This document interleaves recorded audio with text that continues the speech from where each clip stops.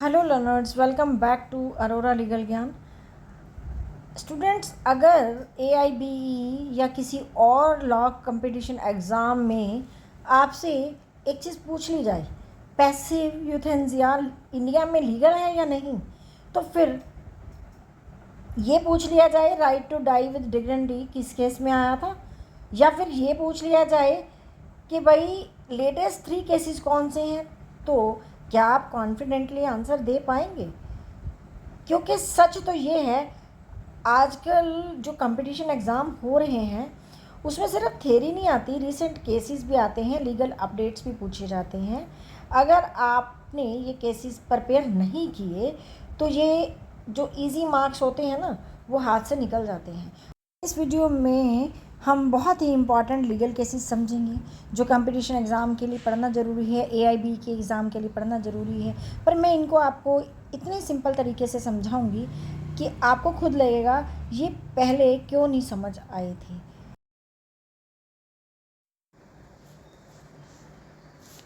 Students, आज हम 3 चीज़ें समझने वाले हैं। सबसे पहले, यूथेनेसिया क्या है, ठीक है, क्या ये इंडिया में लीगल है, कौन कौन से इंपॉर्टेंट केसेस एग्ज़ाम में आते हैं। बस अगर हमने इतना समझ लिया तो आपका क्वेश्चन गलत नहीं होगा। जो ये केसेस हैं या रिसेंट जजमेंट है जो मैं आज के इस वीडियो में आपको बताऊंगी, अगर आपने कर ली तो चाहे कोई कंपटीशन एग्ज़ाम है या फिर AIB का एग्ज़ाम है, आप इजीली दे पाएंगे और आपका एग्ज़ाम पास भी हो जाएगा। अब सबसे पहले आता है यूथेनेसिया क्या है। जब किसी इंसान को बहुत ज़्यादा सफरिंग हो रही हो, उस सफरिंग को ख़त्म कर दें, दैट इज़ कॉल्ड एज के यूथेनेसिया। ठीक है, मतलब पेशेंट बहुत सीरियस कंडीशन में है, अब उसकी कोई ठीक होने की उम्मीद नहीं है, तो उसकी सफरिंग को ख़त्म करना। अब इसका मीनिंग अच्छे से समझते हैं। इसके मीनिंग के लिए हम क्या समझेंगे, ये इसकी मीनिंग के लिए हम टाइप्स को ज़रूर समझेंगे। टाइप में क्या है, एक तो होता है एक्टिव एंथ्यूजिया, मतलब डॉक्टर खुद कुछ करता है जिससे कि डेथ हो जाए, मतलब वो सफरिंग बर्दाश्त नहीं कर रहा पेशेंट, तो डॉक्टर उसको इंजेक्शन दे के उसकी डेथ को ले करके आ जाए, है ना, तो वो एक्टिव यूथेनेसिया में आता है। लेकिन इंडिया में ये इलीगल है, इस चीज़ का आप ध्यान रखेंगे, ठीक है। अब हमारे पास पैसिव एंथेसिया के बारे में मैं बताती हूँ। इसमें क्या करा जाता है, डॉक्टर क्या करता है, उसकी सफरिंग ख़त्म करने के लिए, मान लो वो वेंटिलेटर पे है पेशेंट, उसका वेंटिलेटर हटा दे, है ना, तो वो वेंटिलेटर हटा दे तो इसको इलीगल नहीं मानते, इसको लीगल मानते हैं, ठीक है। वेंटिलेटर हटाने से उसकी जो कंडीशन है उसमें ही रहेगा और उसकी डेथ हो जाएगी, तो वो एक नॉर्मल डेथ ही मानी जाती है एक तरह से, और ये लीगल है। और आपसे इस डिफरेंस को एग्ज़ाम में पूछा जा सकता है, ठीक है। एग्ज़ाम में इसका जो डिफरेंस है आपसे पूछा जा सकता है, तो आपको पता होना चाहिए जो एक्टिव है वो है इलीगल, और जो पैसिव एंथीसिया है वो है लीगल, ठीक है। ये पूछा जा सकता है, आपने इस पूरे डिस्कशन में ये चीज़ समझी है। अब नेक्स्ट हमारे पास आता है कि 3 इम्पॉर्टेंट केसेस, इन्हें मैं बड़े अच्छे से बड़े इजी वे में समझाऊंगी ताकि आपको समझ में आ जाए कि मैं कहना क्या चाह रही हूँ। पहला जो केस था वो है अरुणा शाबह केस, ठीक है। इसमें क्या हुआ था, इस केस में पहले क्या था, दोनों टाइप इलीगल थे। कोर्ट ने क्या कहा था कि पैसिव यूथेनेसिया अलाउड हो सकती है, लेकिन अगर पैसिव यूथेनेसिया आपने देनी है तो उसके लिए सबसे पहले उन्होंने कहा था कि कोर्ट की परमिशन भी नीडी है, मेडिकल बोर्ड भी अगर आपको अप्रूवल दे तो, और याद रखना है कि स्टार्ट यहीं से हुआ, जो ये यूथेनेसिया वाला सिस्टम है ये यहीं से स्टार्ट हुआ था, पहली बार इंडिया में अलाउ हुआ था इस अरुणा वाले केस के साथ, ठीक है। अब जो दूसरा केस है हमारा, ये कॉमन कॉज केस था, ठीक है। इसमें क्या हुआ था, अब यहाँ कोर्ट ने एक बड़ा कंसेप्ट दिया था, और जो आप फंडामेंटल राइट्स में भी पढ़ते हैं, राइट टू लाइफ, ठीक है, और right to die with dignity. Right to life में आता है ये, राइट टू लाइफ में आता है, ठीक है। और आर्टिकल 21 में ये इंक्लूड है, बिल्कुल अच्छे से याद रखिएगा। और ये कॉमन कॉज 2018 में था, मतलब इंसान को सम्मान के साथ मरने का अधिकार है, सम्मान के साथ जीने का भी और सम्मान के साथ मरने का भी। और लिविंग विल भी लीगल कर दी थी, इसे याद रखना है। पर एक बात यहाँ पे याद रखने वाली है, इस केस में कॉन्स्टिट्यूशनल सपोर्ट यही मिला था। इसमें ये जो फंडामेंटल राइट ये बना आर्टिकल 21 में, तो कॉन्स्टिट्यूशनल सपोर्ट उसी टाइम मिला था जो कॉमन कॉज केस था। अब हम बात करते हैं अपने थर्ड केस की। थर्ड केस क्या है, लिविंग विल भी लीगल कर दी गई थी, और ये जो सेकंड केस में कॉन्स्टिट्यूशनल स्टेटस भी इसको मिल गया था। अब हमारा लेटेस्ट केस जो है वो है थर्ड केस, एप्लीकेशन केस इसे बोला गया है। क्या बोला गया है, एप्लीकेशन केस। यहाँ क्या हुआ था, पहले बने रूल को प्रैक्टिकली यूज़ किया गया। इसमें पहला जो रूल बना था उसे प्रैक्टिकली यूज़ करा गया। कोर्ट ने कहा था जो फीडिंग ट्यूब भी ट्रीटमेंट है, अगर उसे हटाया जाए तो वो स्टार्वेशन नहीं होगा, ठीक है। फीडिंग ट्यूब एक मेडिकल ट्रीटमेंट है, और फर्स्ट अप्लाइड केस था ये। और याद रखना है यहाँ पे रूल अप्लाई नहीं हुआ था। और एक सिंपल से एग्जांपल देते हैं इसमें, कि मान लो पेशेंट जो है वो 5 साल से कोमा में है, क्योंकि जो मैंने ये एक्सप्लेनेशन आपको समझाई है ये समझ नहीं आई होगी, आपको एग्जांपल से समझ में आ सकती है। मान लो एक पेशेंट 5 साल से कोमा में है, फैमिली डिसाइड करती है कि अब हम इसका ट्रीटमेंट बंद कर दें, कि भाई जब कोमा में पेशेंट है तो डेफिनेटली उस पर खर्चा बहुत सारा आ रहा होगा, है ना। तो कह देते हैं कि भाई हम इसे बंद कर देते हैं, लेकिन वो जो फैमिली होल्डर्स हैं वो कहते हैं, तो फैमिली डिसाइड करती है कि वेंटिलेटर को हटा दिया जाए, ठीक है, वेंटिलेटर को हटा दिया जाए, जो कि लीगल भी है, या इंजेक्शन देकर उसकी डेथ अराइज कर दी जाए तो ये इलीगल है। अब कन्फ्यूजन यहाँ पे क्लियर हो गया, इंजेक्शन देना तो इलीगल है, ठीक है।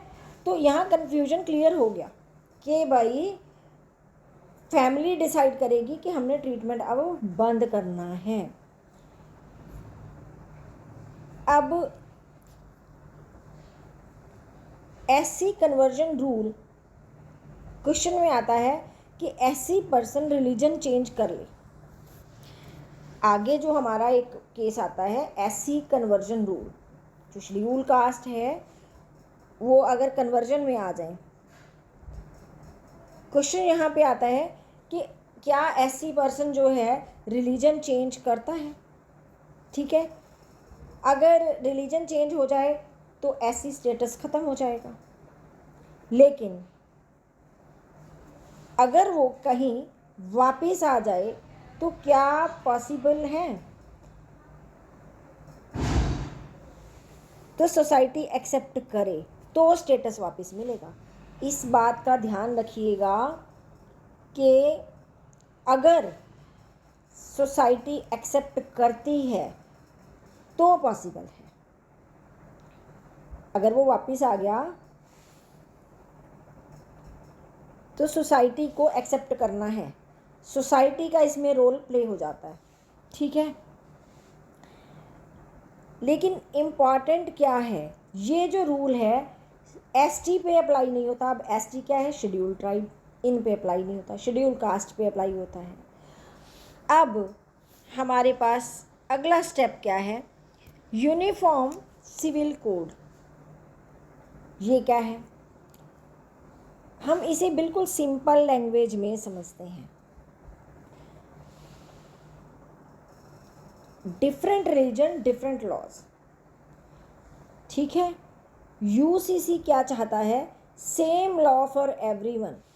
जैसे कि एक एग्जांपल है, अगर मैरिज, डिवोर्स, प्रॉपर्टी हो, फिर चाहे किसी भी रिलीजन का पर्सन हो, उसके लिए सेम रूल्स हैं, ठीक है।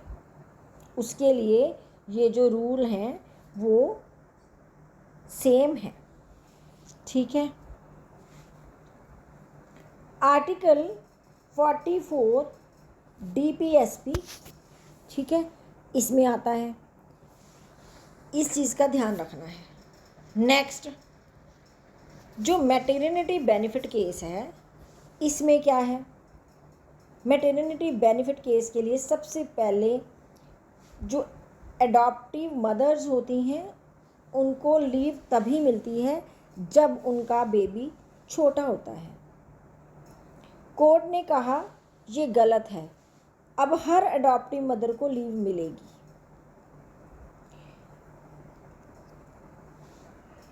क्योंकि चाइल्ड की एज मैटर नहीं करती इस पे। इसमें उन्होंने कहा चाइल्ड बॉन्डिंग जरूरी है। कोर्ट अपना जो डिसीजन देता है बिल्कुल सोच समझ के देता है। अब हमने एग्ज़ाम के पॉइंट ऑफ व्यू से क्या समझना है, एक्टिव वर्सेस पैसिव इंथ्यूज़ आपको पता होना चाहिए। 3 इंपॉर्टेंट लेटेस्ट केसेस मैंने कराए, उसके बाद मैंने आर्टिकल 21 राइट टू डाई के बारे में बताया, यूसीसी के बारे में जो आर्टिकल 44 है उसके बारे में बताया, एससी कन्वर्जन रूल भी मैंने बताया। तो आपको इन चीज़ों का बहुत अच्छे से ध्यान में रखना है। एग्ज़ाम के लिए अगर हम एक्टिव और पैसिव दोनों की बात करें, एक्टिव जो है वो लीगल है, सॉरी इलीगल है, ठीक है, और जो पैसिव यूथेनेसिया है वो लीगल है। और 3 केसेस में अरुणा वाला केस मैंने जो बताया था उसके लिए मैंने बताया था कि स्टार्ट ही वहाँ से रूल अप्लाई हुआ।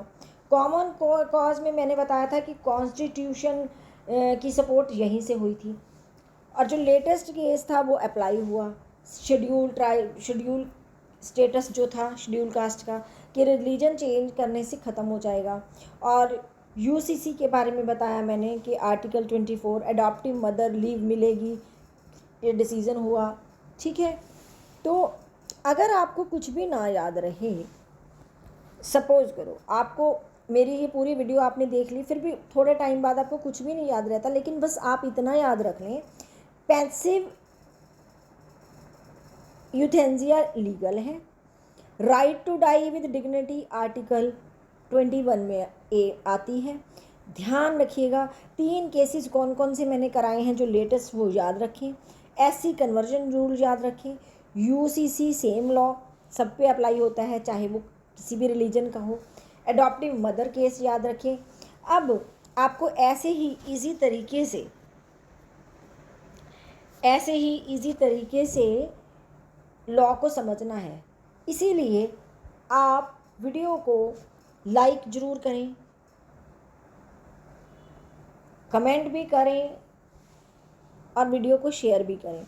अगर आप किसी पर्टिकुलर टॉपिक्स पे मेरे से वीडियो चाहते हैं तो उस टॉपिक को कमेंट बॉक्स में ज़रूर लिखें। आप एक बात ज़रूर समझ लें, लॉ मुश्किल नहीं है, पर हमें उसे बिल्कुल सिंपल वे में समझना ज़रूरी है। मैंने अपनी पूरी कोशिश करी है कि मैं आपको केसेस भी बड़े अच्छे से करा पाऊँ और आपको समझ में आ जाए। अब हम नेक्स्ट वीडियो में मिलेंगे, तो तब तक के लिए थैंक यू।